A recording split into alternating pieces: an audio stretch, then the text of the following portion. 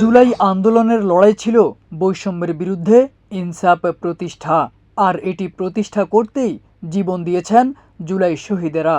তাদের স্বপ্ন বাস্তবায়নে কাজ করে যাবে বাংলাদেশ জামায়াতে ইসলামী।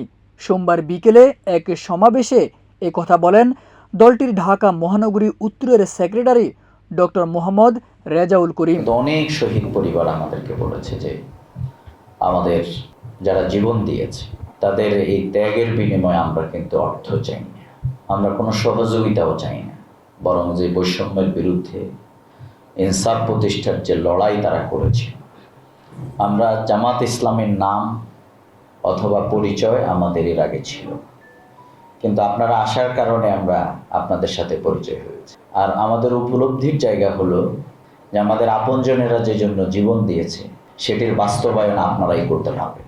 এই জন্য এখানে দিন প্রতিষ্ঠা হোক, ইনসাফ প্রতিষ্ঠা হোক, এটাই কিন্তু আমরা প্রত্যাশা করি।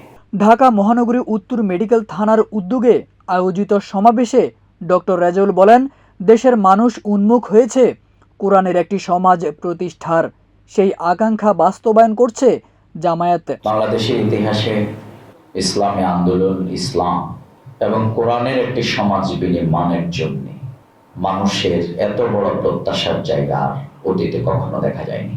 বাংলাদেশের সব মানুষের উপলব্ধির জায়গাটি হচ্ছে যে একটি কোরআনের সমাজ প্রতিষ্ঠা হোক। অনুষ্ঠানে সভাপতিত্ব করেন ঢাকা মহানগরী উত্তরের মেডিকেল থানা আমির ও ঢাকা 17 আসনে জামায়াত মনোনীত প্রার্থী ডাক্তার এস.এম. খালিদুজ্জামান।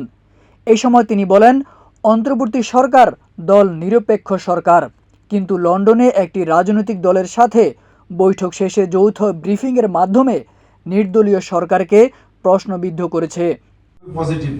এই সময় বিশেষ অতিথি হিসেবে উপস্থিত ছিলেন ঢাকা মহানগরী উত্তরের সহকারী সেক্রেটারি মোহাম্মদ মাহফুজুর রহমান সহ অন্যান্য নেতৃবৃন্দ।